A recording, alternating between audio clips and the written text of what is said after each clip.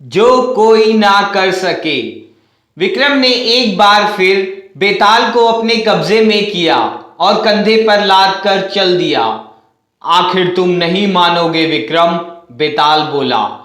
क्यों मुझे उस योगी के पास ले जाना चाहते हो? मैं तुम्हें पहले ही बता चुका हूं कि वह दुष्ट और धोखेबाज है, मगर तुम हठी हो, तुम नहीं मानोगे। खैर, समय काटने के लिए पहले की भांति मैं तुम्हें एक कहानी सुनाता हूं, मगर ध्यान रहे तुम बोलना मत, वरना मैं फिर वापस जाकर उस वृक्ष पर लटक जाऊंगा।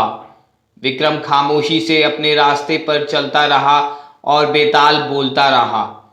एक समय वर्धमान नामक राज्य में एक राजा राज्य करता था। उसका नाम रूपसेन था। वह बड़ा ही प्रतापी, न्यायप्रिय व दयालु था। वह दानी और गुणीजनों का सत्कार करने वाला राजा था। दूर दराज से आए गुणी और विद्वानों का वह बड़ा ही आदर सत्कार किया करता था। एक बार दूसरे राज्य से एक व्यक्ति उसके दरबार में आया और बोला, महाराज, मैं बड़ा दुखी हूं, मेरी मदद करें। तुम्हारा दुख क्या है और तुम कैसी मदद चाहते हो? महाराज, मेरा दुख यह है कि इस समय मेरे पास कोई कार्य नहीं है, वह बोला। आप सेवा का कोई अवसर देकर मेरी मदद कर सकते हैं। मैं एक वफादार सिपाही हूं, मैं राज सेवा का इच्छुक हूं महाराज।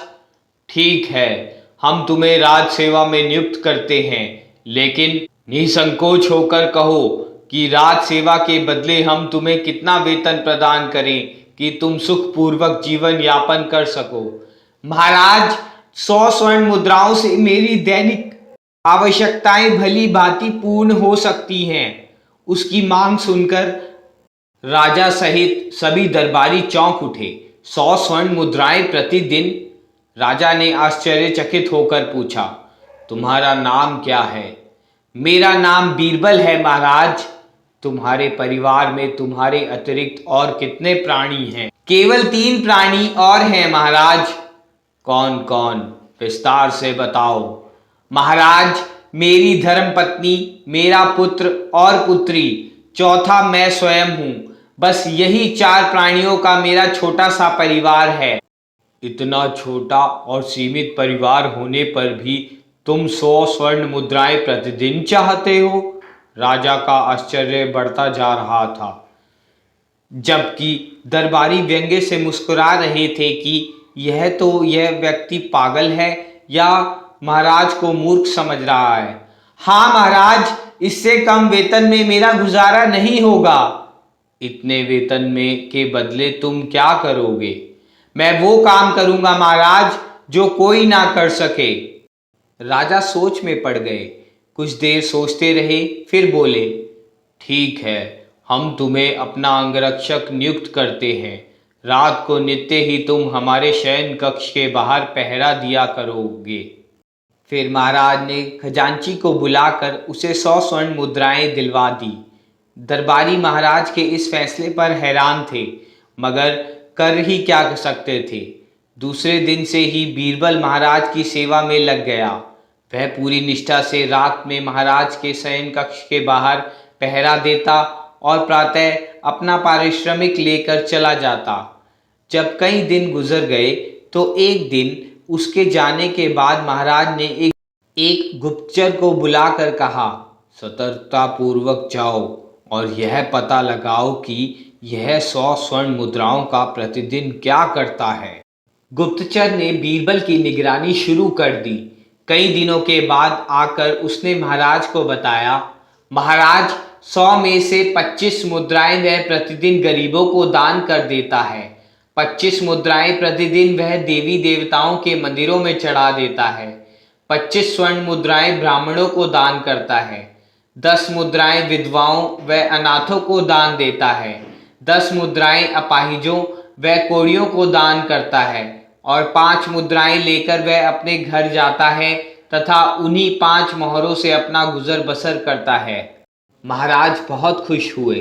पहले वह सोचते थे कि इतना अधिक धन लेकर बीरबल अवश्य ही कोई व्यसन करता होगा, किंतु अब उनकी सारी शंकाएं न केवल दूर हो गईं, बल्कि बीरबल के प्रति उनके मन में सम्मान भी बढ़ गया।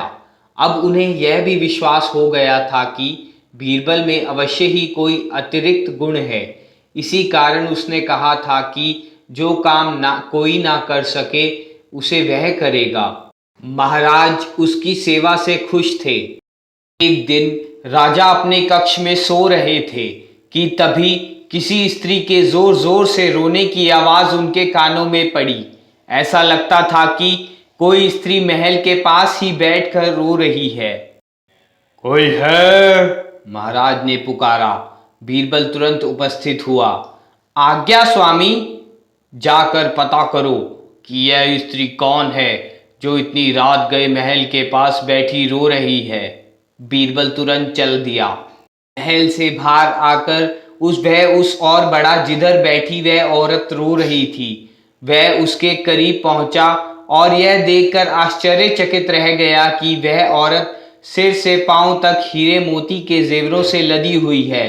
वह बुरी तरह बिलख बिलख कर रो रही थी, किंतु आश्चर्य की बात यह थी कि उसकी आंखों में एक भी आंसू नहीं गिर रहा था।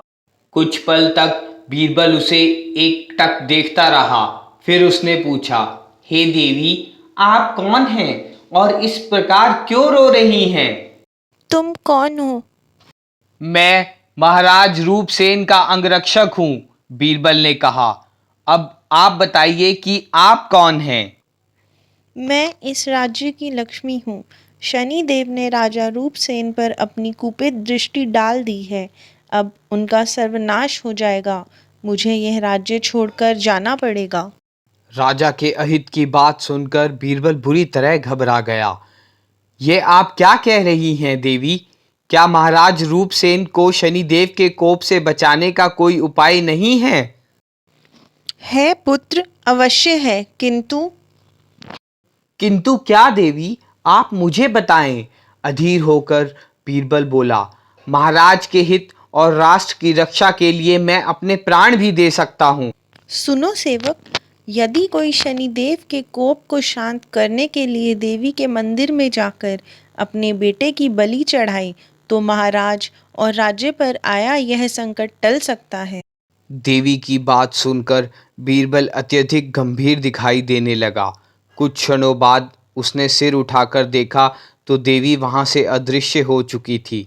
बीरबल वापस महल के द्वार की ओर चल दिया। इसे संयोग ही कहा जाएगा कि बीरबल को भेजने के उपरांत राजा भी उसके पीछे पीछे चला आया था और छिपकर उसने देवी और बीरबल के मध्य हुई पूरी बात सुन ली थी। सभी कुछ जान लेने के बाद वह हैरान और भयभीत था। क्या करूं?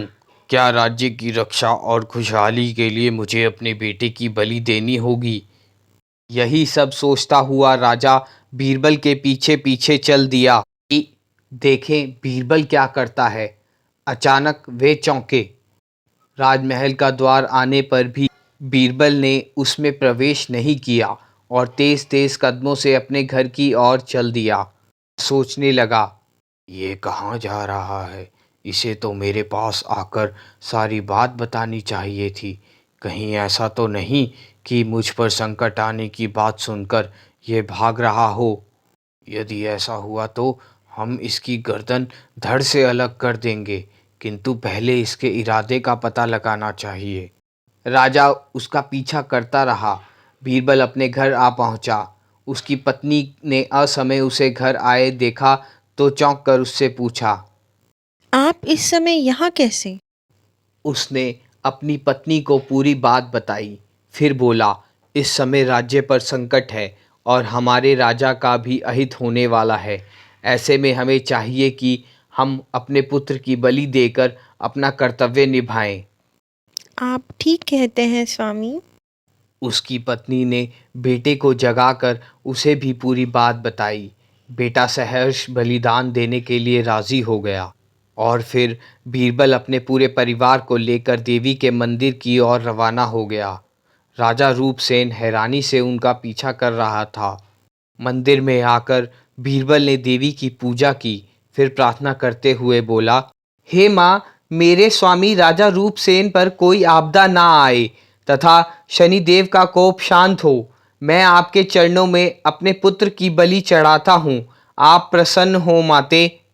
और फिर बीरबल ने प्रसन्नता से अपने पुत्र की बलि चढ़ा दी। राजा रूपसेन एक स्तंभ की ओट में खड़ा सब कुछ देख रहा था। बीरबल की स्वामी भक्ति और राष्ट्र प्रेम देखकर यह स्तंभ रह गया। तभी बीरबल की पुत्री ने उसके हाथ से तलवार ले ली और बोली, हे पिताजी, जब इकलौता भाई ही इस संसार में नहीं रहा तो मैं ही जीकर क्या करूँगी। कहकर उसने भी एक झटके से अपना सिर धड़ से अलग कर दिया। जब बेटा और बेटी ही नहीं रहे तो अब मैं ही जीकर क्या करूँगी। इस प्रकार कहते हुए उसकी पत्नी ने भी अपना सिर काट डाला। ओह!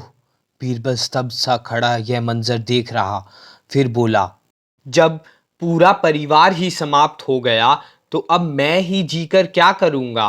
हे माँ, मेरी बलि भी स्वीकार करो। कहकर उसने भी अपना सिर धड़ से अलग कर दिया। ऐसा स्वामी भक्त सेवक पाकर मैं धन्य हुआ। राजा रूपसेन ने सोचा, जब ऐसा सेवक ही इस संसार में नहीं रहा तो मैं ही जीकर क्या करूँगा। यह कहते हुए उसने भी अपनी गर्दन धड़ से अलग कर दी। हे विक्रम, अब तू ये बता कि इन सब में किसका बलिदान श्रेष्ठ था। यहाँ तक कि कथा सुनाने के बाद बेताल ने पूछा, राजा का, सेवक का, पुत्र का, पुत्री का या माँ का। विक्रम, यदि तुम जानबूझकर मेरे प्रश्न का उत्तर नहीं दोगे तो मैं तुम्हारा सिर टुकड़े टुकड़े हो जाएगा। बेताल, भली भांति सोचने के बाद राजा विक्रम बोला, इन सब में राजा का बलिदान सबसे सार्थक व अनोखा था। वह कैसे? बीरबल ने पुत्र का बलिदान राष्ट्रहित में दिया। राष्ट्रहित के कारण अनेक लोग कुर्बानियां देते आए हैं। बहन ने भाई के प्रेम में कुर्बानी दी। माँ ने ममता के वश होकर, बीरबल ने परिवार के मोह में। मगर ऐसा पहली बार देखा सुना गया है कि किसी राजा ने अपने सेवक लिए बलिदान दिया है। इसलिए राजा की कुर्बानी सबसे श्रेष्ठ है। हा हा हा हा। बेताल ने एक जोरदार अट्टहास किया। तुमने बिल्कुल ठीक कहा, राजा का बलिदान सबसे श्रेष्ठ था। मगर उत्तर देने से पहले तुम मेरी शर्त भूल गए विक्रम। मैंने कहा था कि यदि तुम बोले तो मैं वापस चला जाऊंगा। तुम बोल पड़े और मैं चला। हा हा हा। कहकर बेताल हवा में ऊपर उठा, फिर पलटकर वृक्ष की ओर उड़ता चला गया। ठहर जाओ बेताल, मैं तुम्हें लेकर ही जाऊंगा। अपनी तलवार संभाले विक्रम तेजी से उसके पीछे लपका।